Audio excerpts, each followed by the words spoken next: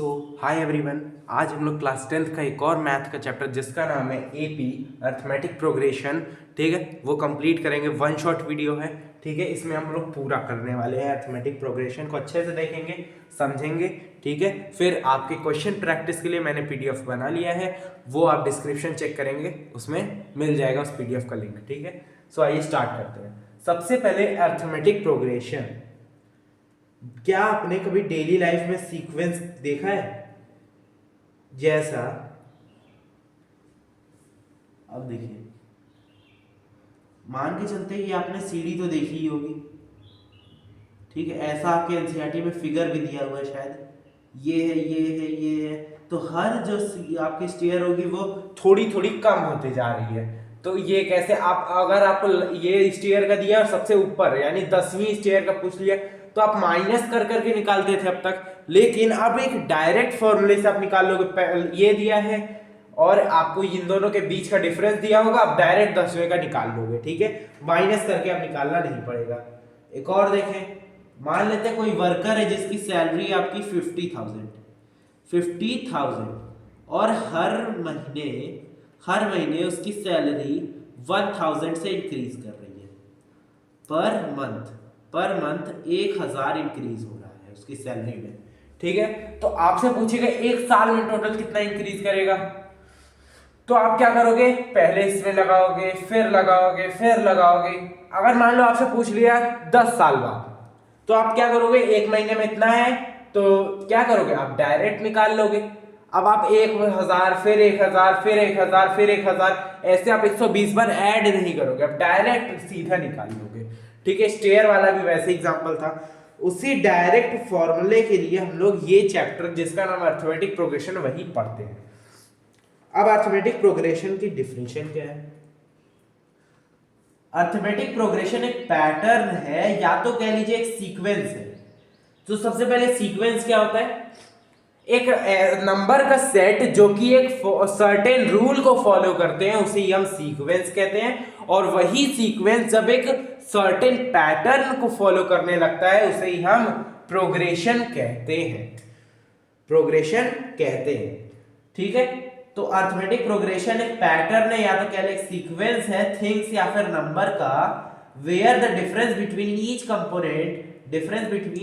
Each component of a sequence remains constant. The constant difference is known as common difference. CD भी लिखता है कहीं D भी लिखता है। Common difference is a defining factor to determine whether sequence is AP और not, ठीक है। एपी जब मैं बोल रहा हूं तो आप समझ जाइएगा वो अर्थमेटिक प्रोग्रेशन है, ठीक है।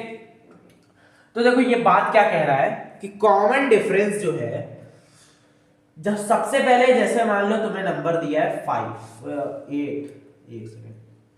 नंबर दिया है, 8 दिया है, 11 दिया है, 14 दिया है, ऐसे ऐसे से चल रहा है। क्या बताओ ये एपी में है? क्या बताओ ये एपी में है? एक सीक्वेंस आपको दिया है, क्या बताना है आपको, एपी में है। तो एपी के होने के लिए आप जब भी कॉमन डिफरेंस या तो डिफरेंस कह लो निकालोगे दो टर्म का, इधर का निकालोगे 3, इधर का निकालोगे 3, इधर का निकालोगे 3, तो जब भी डिफरेंस बराबर आता है तब वो आपका एपी होता है, लेकिन अगर नहीं बराबर आ रहा है तो वो एपी नहीं होगा। तो यही यहां कह रहा है कि कॉमन डिफरेंस एक ऐसा फैक्टर है जो कि हमें हेल्प करता है कि बताने में कि कोई सीक्वेंस एपी है कि नहीं है, ठीक है। जनरल फॉर्म क्या होता है एपी का? पहले ए आएगा, फिर a plus common difference, a plus 2 times the common difference, फिर a plus 3 times the common difference, ऐसे आता है। और डी क्या है? यहाँ डी हमने बताया कॉमन डिफरेंस, उसका फॉर्म कैसे लिखते हैं? उसको हम लोग लिखते हैं D equals to an into a minus 1, ठीक है। बात समझ आई? कोई भी टर्म उससे पहले वाला टर्म को दोनों को माइनस सब्ट्रैक्ट कर दोगे, जो वैल्यू आती है वो डिफरेंस। अब ये गलती बहुत लोग करते हैं, जैसे मान लो तुम्हें 5 दिया है, फिर 2 दिया है, फिर तुम्हारा दिया हुआ है कितना आएगा, -1 दिया है, और फिर तुम्हारा -4 दिया है।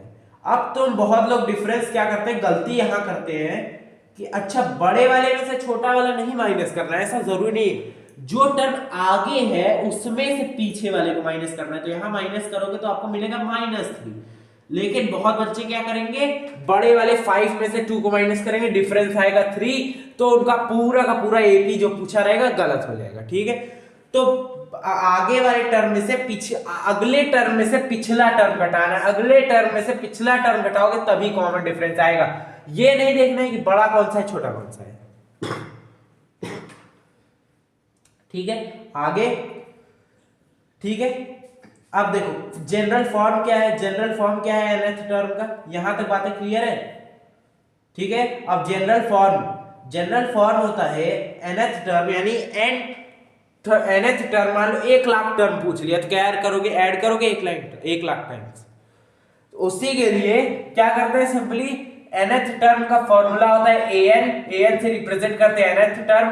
n यहाँ क्या है, number of term in the given sequence, उसमें इक्वल्स टू उसकी वैल्यू होती है a plus n minus 1d, a plus n minus 1 into D. यही तुम्हारा होता है general form of the nth term of ap। बात समझिए, देखो ये क्या कह रहा है, write first 4 term of an AP whose first term, यानी a आपको 2 दिया है, डिफरेंस 3 दिया है, और उसका 4 टर्म कह रहा है। तो a1 आपको 2 हो गया, a2 कितना हो जाएगा, इसको ऐसे भी कर सकते हो जैसे यहां पढ़ा था a plus D, a plus 2d, a plus 3d, 4 term हो गया। बात समझ आई? तो वो आता कहां से है, वो nth टर्म का फॉर्मूले से ही वो बनता है। तो यहां nth टर्म का फॉर्मूला लगा सकते हो, या तो आप पहला टर्म a, दूसरा टर्म a प्लस डी, तीसरा टर्म a प्लस 2d, चौथा टर्म a प्लस 3d, ऐसे डायरेक्ट भी कर सकते हो। डिफरेंस 3 दिया है, a2 दिया है तो पहला टर्म 2, डिफरेंस 3 दिया है तो a2 प्लस 3 5 हो गया, डिफरेंस 3 दिया है 3 2 6, 6 और 2 8 हो गया, तीसरा टर्म 3 3 9 9 2 11 हो गया। यही देखो चारों टर्म यही आया होगा 2 5 8 11। अब जैसे पूछ लिया 10th टर्म, तो अब तो ऐसे ऐड नहीं करोगे, तो डायरेक्ट फॉर्मूला लगाते हैं nth टर्म का, an equals to a plus n minus 1d। तो एक second, an minus N D, ठीक है, डिफरेंस दी। तो a तुम्हें दिया पहला टर्म, मल्टीपल ऑफ 5, तो यानी मल्टीपल ऑफ 5 कह रहा है तो 5 उसका पहला टर्म होगा, क्योंकि पहला मल्टीपल 5 होता है। और n माइनस 1 10 का है तो 10 में से 1 घटा दो तो 9 बचा। कॉमन डिफरेंस मल्टीपल ऑफ 5 है तो पहला मल्टीपल 5 हो गया, दूसरा 10, तो अगले में से पिछला घटाओगे तो तुम्हारा कितना आएगा, अगले में से पिछला घटाओ कितना आएगा, अगले में से पिछला घटाओ कितना आने वाला है। अगर तुम्हारा दूसरा मल्टीपल देखे 10, पहला 5 था, अगले में से पिछला घटाओ तो 5 आ रहा है, कॉमन डिफरेंस 5 आ रहा है।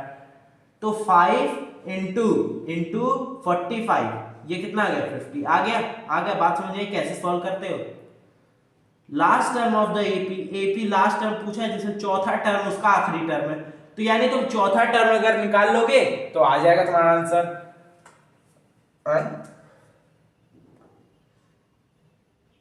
The last term of an AP का आखिरी टर्म 13 माइनस, अरे यार ये लोग क्या करते हैं, 13th टर्म पूछा होगा भाई, या तो यहाँ 14 माइनस कर लो तो 13th टर्म मान लो, 13 टर्म है उसमें, तो लास्ट टर्म क्या होगा, तो a plus n minus 1d, n कितना है 13, d कितना है 7, क्योंकि मल्टीपल 7 का कॉमन डिफरेंस है 14 में से, अगले में से पिछला 7 आएगा, अगले में से पिछला घटाओगे 7 आएगा, पहला टर्म 7 है तो 7 प्लस 13 माइनस 1 इंटू 7, तो 7 प्लस 12 इंटू 7 प्लस 84 91 आ गया। अब 4th और 8th टर्म का सम 32 दिया है, 6th और 10th टर्म का 52 दिया है, तो पहला टर्म पूछ रहा है। ये क्या भैया, ये क्या आ गया, ये सब सम क्या आ गया, तो देखो इसको कुछ नहीं करना है। चौथा टर्म तुम a प्लस 3d लिख सकते हो, प्लस 8वें टर्म को a प्लस 7d लिख सकते हो, इक्वल्स टू तुम्हें सम दिया है 32, तो 2a प्लस ये कितना हो गया 10d इक्वल्स टू 32। ठीक है, बात समझ में आई? 2 कॉमन कर लो, a plus 5d equals to तुम्हारा कितना आ गया 16। अब अगली बात देखो, छठा टर्म यानी a plus 5d plus 10th term यानी a plus 9d plus a plus 9d equals to 52 दिया है तुम्हें। बात समझ आई? बात आई क्या समझ में? अब देखो a प्लस 5d तुम्हें यानी ये a प्लस 5d की वैल्यू 16 रख दे क्या कि रहने दे, सॉल्व करें। 2a प्लस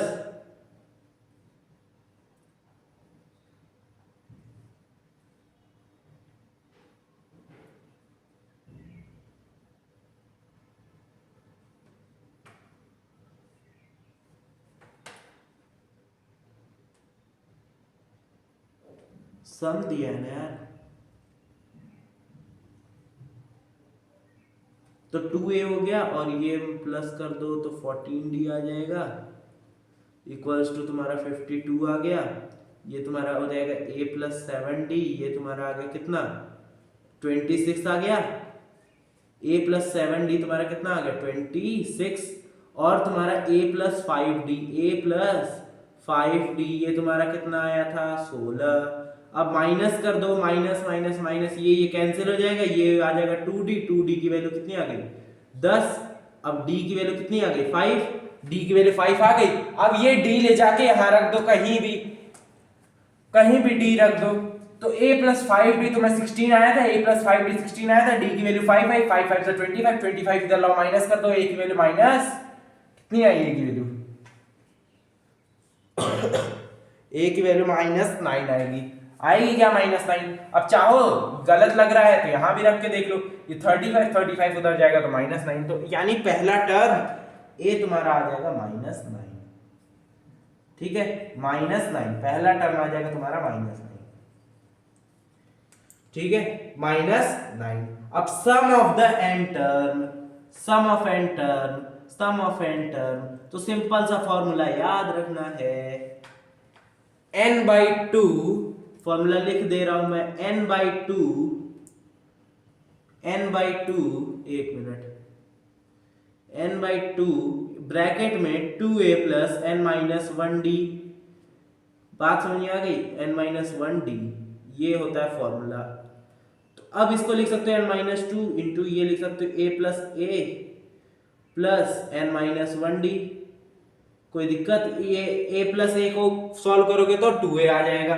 अब a प्लस a रहने दो, n/2 हो गया, ये a रहने दो, प्लस ये किसका फॉर्मूला था an, यानी लास्ट टर्म का फॉर्मूला कह लो, या an टर्म का nth टर्म का फॉर्मूला था, तो यानी half into a plus nth term को कर दोगे तब भी सम आ जाएगा, या फिर half into 2a plus n-1d। किस तरीके का क्वेश्चन? अगर तुम्हें लास्ट टर्म दिया है, पहला टर्म दिया है और कितने नंबर है ये दिया है, तो सम पूछ लिया है तो ये फॉर्मूला लगा दो। कॉमन डिफरेंस दिया है, नंबर ऑफ टर्म दिया है, पहला टर्म दिया है तो ये फॉर्मूला लगा लोगे। तो जब भी देगा तो लास्ट टर्म हमेशा गिवन देगा। ठीक है, या तो हो सकता है किसी तरीके से दिया, कॉमन डिफरेंस दे देगा, कितना टर्म है ये दे देगा, पहला टर्म दे देगा, तुम निकाल लो। अब तुम निकाल लो लास्ट टर्म, वैसे भी कर सकते हो। तो देखो, जो तुम्हारा फर्स्ट टर्म होता है वो पहले टर्म पहला सम, यानी अगर n की वैल्यू 1 रख के तुम सम निकालोगे उसके बराबर होगा पहला टर्म। ठीक है, और अगर nth टर्म है तो वो तुम्हारा sum of n minus sum of n minus 1 के बराबर होगा। सम ऑफ nth टर्म और sum of n minus 1 term. ठीक है, इन दोनों का सब्ट्रैक्शन कर दोगे तो nth टर्म आ जाएगा तुम्हारा। ठीक है, और sum of first n positive integer, कोई भी n पॉजिटिव इंटीजर का सम क्या होता है, n इंटू n माइनस 1/2। जैसे मान लिया n into n minus 1/2, n minus 1/2। जैसे मान लो 10 इंटीजर का सम पूछ लिया किसी, पहले 10 पॉजिटिव, ये याद रखना पॉजिटिव इंटीजर है ये, यानी कह लो तो तुम नेचुरल नंबर्स। तो 10 पहले 10 का पूछ लिया तो ये 9/2 हो जाएगा, ये हो जाएगा तुम्हारा 90/2, सम कर दोगे तो 5 आ जाएगा। पहले 10 का सम 45। बात है समझ में आई?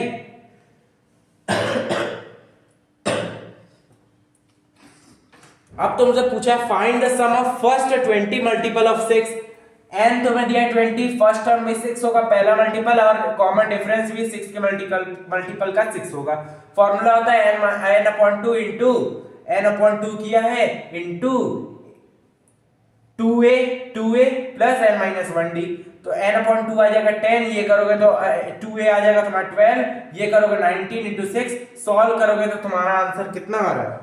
सॉल्व करोगे तो आंसर आएगा 1260, यानी 1260 आएगा फर्स्ट 20 मल्टीपल ऑफ 6 का सम।